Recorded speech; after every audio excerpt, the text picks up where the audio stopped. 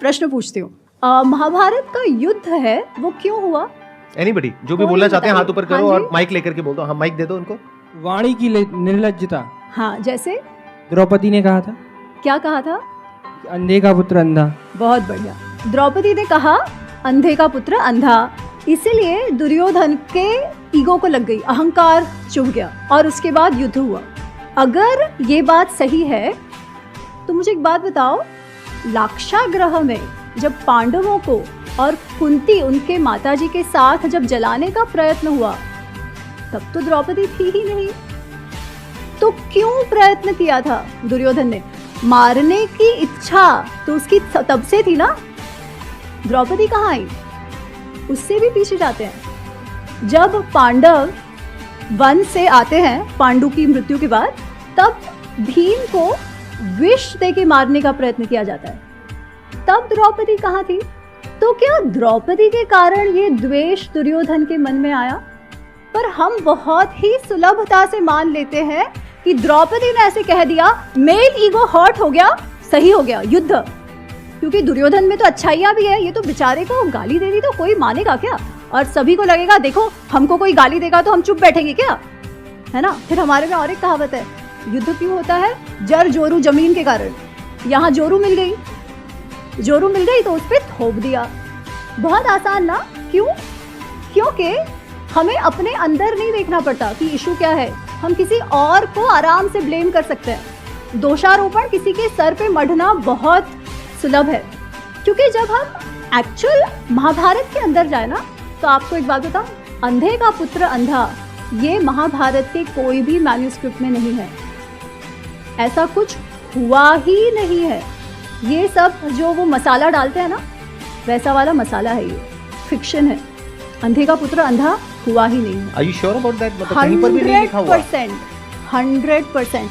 आप गीता प्रेस वाला महाभारत देख लो, आप भंडारकर ओरिएंटल का क्रिटिकल एडिशन देख लो, आप KM गांगुली वर्जन देख लो, आप कोई भी महाभारत, व्यास रचित महाभारत आप देख लो, उस पे लिखी हुई पुस्तकें नहीं, वो फिक्शन है, वो नाट्य रूप है, काव्य रूप है। जो इतिहास है महाभारत, उसमें ये कहीं पर भी नहीं है। अच्छा, अब ये क्यों महत्वपूर्ण है जानना? क्योंकि फिर हमारा दूसरा प्रश्न होगा कि अगर ऐसा नहीं हुआ था तो फिर युद्ध क्यों हुआ, जिसमें पांडवों, कौरवों के और भारतवर्ष के जितने भी क्षत्रिय थे, पूरे जनरेशन्स खत्म हो गए। दादा, बाप, बेटा, 3 जनरेशन्स जो क्षत्रियों के थे वो नष्ट हो गए। इतना बड़ा वो युद्ध हुआ। ये युद्ध क्यों हुआ? पांडवों ने वनवास भी मान लिया कि 13 वर्ष वनवास जाना है। 13 वर्ष वनवास हुआ, उसके बाद नेगोशिएशंस फिर से शुरू हुए। जब नेगोशिएशन शुरू हुए तो पांडवों ने, युधिष्ठिर ने यहाँ तक कहा कि कुटुंब में, परिवार में युद्ध नहीं होना चाहिए, क्योंकि युद्ध जो है ना वो लास्ट रिजॉर्ट होता है ना? युद्ध में किसी भी, दोनों तरफ की हानियाँ होती है, इसलिए युद्ध नहीं होना चाहिए। तो आप हमें इंद्रप्रस्थ मत दो, आपके पास रखो, हमें केवल 5 गांव दे दो जिससे हमारी रोजी रोटी चलती रहे। दुर्योधन कहता है, सुई का टोक होता है ना, उतनी भी भूमि में नहीं दूंगा। क्यों? क्योंकि मैं इनके साथ जीना ही नहीं चाहता। इतना अधिक मात्सर्य भाव, जलसी जिसे कहते हैं ना, जलसी और अहंकार, इनके साथ जीना नहीं चाहता। तो मेरे अहंकार के लिए मैंने इतने जनरेशन्स को नष्ट करवा दिया। तो फिर इससे हमारा की टेक अवे क्या है? कोई भी निर्णय जब हम काम, क्रोध, लोभ, मोह, मद, मात्सर्य, extreme attachment and desire, anger, गुस्सा, बहुत ज़्यादा गुस्सा, बहुत ज़्यादा लोभ, लालचीपना, बहुत ज़्यादा मात्सर्य, बहुत ज़्यादा अहंकार में जब कोई भी निर्णय लिया जाएगा, तब हमारा पतन होना निश्चित है। अच्छा बुरा इंडिविजुअल ट्रेट्स की बात नहीं है। जब निर्णय लेने का समय आता है तब आप किस भाव से लेते हो? क्या लोभ में, क्रोध में, मुझे ये चाहिए, वैसा मुझे चाहिए क्योंकि मुझे चाहिए, माय वे और हाईवे, ऐसा डिसीजन लेते हो, या ये मेरे लिए अच्छा है इसलिए मुझे लेना चाहिए भले मुझे अच्छा ना लगे? कैसे निर्णय लेते हो? That determines. अब this lesson is so different from everything else that you heard, कि सब में सही है, सब में गलत है। जब आप ऐसे कहते हैं कि सब में वाइट भी है, सब में ब्लैक भी है, तो हम क्या कहते हैं, मेरे में भी तो ब्लैक है, उनमें भी तो था, चलता है। पर जब तक वो ब्लैक रहेगा ना, तब तक ये मत एक्सपेक्ट करना कि आप सक्सेसफुल हो ही नहीं सकते। सब में ब्लैक है और सब में वाइट है, is it not true? It is true. हाँ। देखिए, गुण अवगुण सब में होते हैं, कोई भी ऐसा नहीं है जो एकदम परफेक्ट है, परंतु जब डिसीजन लेने की बात आती है तब आप कैसे लेते हो, ये महत्वपूर्ण है। ऐसा नहीं है कि मन में गुण अवगुण नहीं है, सब कुछ है, डिजायर्स है, हमें कुछ अच्छा लगता है और ये सब होना भी चाहिए। जब अटैचमेंट है तो प्रेम होगा, पर जब ओवर अटैचमेंट है तो पोजेसिवनेस आ जाएगी, तो जो संबंध प्रेम का संबंध था वही टूट जाएगा। सेम भाव जब अति हो जाता है तब, इसलिए कृष्ण कहते हैं मन को संयम में रखो। अर्जुन कहता है बहुत अच्छा, संयम में रखो कह तो दिया, पर होता है क्या, है ना? वो कहता है चंचल ही मन कृष्णा प्रमाथि बलवत दृढ़म, कि जो मन है ना बहुत चंचल है, वो वायु के जैसा है कि वायु को हम पकड़ने का प्रयत्न करते हैं ना, मन को संयम में करना वैसे आप कठिन कार्य है। कृष्ण कहते हैं सही है, कठिन तो है ही, असंशय ही महाबाहो, पर कैसे करो? अभ्यासेन तु कौन्तेय वैराग्येण तु गृह्यते। अभ्यास अभ्यास अभ्यास, प्रैक्टिस प्रैक्टिस प्रैक्टिस। वो सिगरेट मुझे नहीं पीनी है, फिर भी मेरा मन जाएगा, मुझे लगेगा नहीं ले लेता हूँ।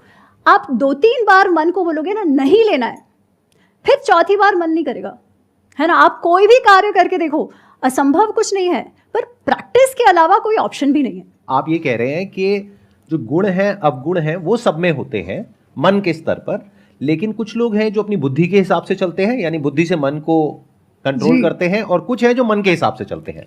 सो what you are saying is कि it should not translate into action at the level of मन। सबके साथ में वही होता है, यानी काम क्रोध लोभ ये सब सबके अंदर होता है, करेक्ट। बट कुछ उसके बेस पे एक्शन लेते हैं, कुछ उसके बेस पे एक्शन नहीं लेते हैं, यानी वो सही और गलत, धर्म और अधर्म के बेस पे एक्शन लेते हैं। That's what you are saying, right? Correct. और मैं ये भी उसमें कहना चाहती हूँ कि जब आप मन के बेसिस पर एक्शन लेते हो ना, तो उसका कॉन्सिक्वेंस तो होना ही है। फिर कॉन्सिक्वेंस जब होता है तब हम अपने आप को विक्टिम समझने लगते हैं कि सब बाहर की गलती है। नहीं, हमारे साथ जो भी होता है ना, वो कुछ भी किसी की गलती नहीं है, हमारी स्वयं की गलती के अनुसार के हिसाब से ही जो होता है वो होता है। तो we have to start owning our actions and the outcomes. अच्छा, ये जो पॉइंट अभी इन्होंने बोला कि महाभारत जो हुई वो इस वजह से हुई क्योंकि द्रौपदी ने कहा कि अंधे का पुत्र अंधा, और ये हमने देखा भी है, टेलीविजन पे देखा है और इस तरह से सुना है। तो ये कहां से शुरू हुआ? ये मतलब एक इतने बड़े युद्ध के लिए एक फीमेल को ब्लेम किया जा रहा है, और वो सिर्फ एक फीमेल नहीं है, that is basically representative of all females. Absolutely. हम जो फ्रीडम ऑफ एक्सप्रेशन की बात करते हैं, हमारे संस्कृति में ये हमेशा से रहा है। हमेशा से मतलब मैं संस्कृत नाट्य जो 2000-2500 वर्ष पहले लिखे गए, वहाँ से ये है। अब ये पर्टिकुलर प्रसंग कहाँ से आता है ये मैं नहीं जानती, पर वो कहता है ना, लोक कथा में आता गया और ये बाहर तक, फिर अब वही सच्चाई हो गई जो बहुत बार बोला जाता है। जब भी कुछ काव्य लिखे गए तब उसमें जो हमारे नाट्यकार थे वो क्रिएटिव लिबर्टी तब से लेते हैं, क्योंकि पर्पस अलग है। पर्पस है रस, पर्पस है एंटरटेनमेंट, साथ साथ थोड़ा सा आप लेसन्स भी दे दो, पर वो क्रिएटिव लिबर्टी हमेशा से रहा है। हुआ क्या कि वो इतना सुंदर होता था कि वो क्रिएटिव लिबर्टी जो है वो ही सत्य हो गया। द्रौपदी के विषय में आप हमेशा जब सुनते हो तो उसे वो या तो अंधे का पुत्र अंधा, या हमेशा बदला चाहिए। जबकि आप द्रौपदी का जो व्यक्तित्व महाभारत में देखते हो वो एकदम ही अलग है। She is one of the most graceful ladies that can ever be. तो एक प्रसंग आता है महाभारत में जो वन पर्व में है, इसको कहते हैं द्रौपदी सत्यभामा संवाद। द्रौपदी सत्यभामा संवाद में ऐसा होता है कि वनवास में है पांडव, द्रौपदी और सब, और कृष्ण सत्यभामा उनसे मिलने आते हैं। तो वो जब उनसे मिलने आते हैं तो पहले तो कुछ बात चलती है, जो पुरुष हैं वो अपनी बातें करते हैं और द्रौपदी और सत्यभामा बात कर रहे हैं। सत्यभामा द्रौपदी से पूछती हैं, तुम्हारा मुझे वशीकरण मंत्र चाहिए, तुम्हारे पास वो कौन सा वशीकरण मंत्र? वशीकरण मंत्र मतलब ऐसे हिप्नोटाइज कर देना, मुझे वो मंत्र बताओ। द्रौपदी कहते क्या हुआ? वो कहती है कि ये जो 5 पांडव है वो नित्य ही तुम्हारा चेहरा देखते रहते हैं, तुम कहती हो वो कर देते हैं, जो तुम चाहती हो वो सभी पांडव करते हैं, ये 5 पांडव तुम्हारे वश में है, तो मुझे बताओ तुम्हारे पास कौन सा वशीकरण मंत्र है? द्रौपदी कहती है, सत्या कोई वशीकरण मंत्र नहीं है, पर तुम्हारी बात सच है कि मुझे पांडव बहुत मान सम्मान देते हैं, मुझसे बहुत प्रेम करते हैं, उसका कारण है मैं अपना जीवन कैसे जीती हूँ। और द्रौपदी जब लोग वो इंद्रप्रस्थ की जब महारानी थी तब अपने रोल का वर्णन करती है। It is one of the most beautiful chapters of Mahabharata. Unfortunately इसके विषय में बात नहीं होती। वो कहती है मैं सबसे पहले उठ जाती हूँ। जो भी कार्य राजमहल के अंदर होता है, क्योंकि बहुत सारे लोग, लाखों की संख्या में लोग खाने पीने आते थे, उन सब के लिए हजारों की संख्या में सेवक सेविकाएं होती थी। वो कहती है उन सब का नाम मैं जानती थी, वो सब ने कितना कार्य किया है वो मैं जानती थी, उन्होंने खाया पिया है कि नहीं वो भी मैं जानती थी। वो कहती है युधिष्ठिर जब यात्रा पे जाते हैं तब उनके साथ कितने घोड़े, कितने हाथी, कितना वेल्थ, गिफ्ट्स वगैरह जो जाते हैं दूसरे राजाओं के लिए, वो कितना गया वो और किसी को नहीं मालूम। एको अहम अपि वेद्मि, केवल मैं ही जानती हूँ। वो कहती है इंद्रप्रस्थ की जो तिजोरी है ना, जो खजाना है, जो वेल्थ है, वो ऐसी है कि किसी को मालूम ही नहीं। इतनी पूरी समुद्र जितना रत्न उसमें भरे हुए हैं, पर क्या आया क्या गया, पूरा transparency of the treasury, she says, मेरे अलावा किसी को भी नहीं है। आप सोचो उस स्त्री पर कितना विश्वास था पांडवों का कि finances of the kingdom is what she knows. और मेरा काम मैं इतनी निष्ठापूर्वक निभाती थी तब भी, while taking care of my family members, बच्चा, सासू, एवरीबडी। इसीलिए पांडव मुझे इतना भाव देते हैं। This is the character of a lady in इतिहास। ऐसी स्त्री को हम बिचारी कहते हैं। ऐसे समाज को जहाँ स्त्री को इतना स्टेटस मिला हुआ है, जहाँ फिनेंसेस भी वो देखती है, उस समाज को हम स्त्रीद्वेषी कहते हैं। और इतिहास ना जानने के कारण हम हमारे ही समाज को कैसा समझने लगे हैं उसका उदाहरण आपके सामने है। इसीलिए इतिहास को इतिहास के रूप में जानना अत्यंत आवश्यक है और बिल्कुल भी कठिन नहीं है। ये सारी पुस्तकें हैं, केवल हमें उन्हें पढ़ना है और हमारे इतिहास को हमारे अपने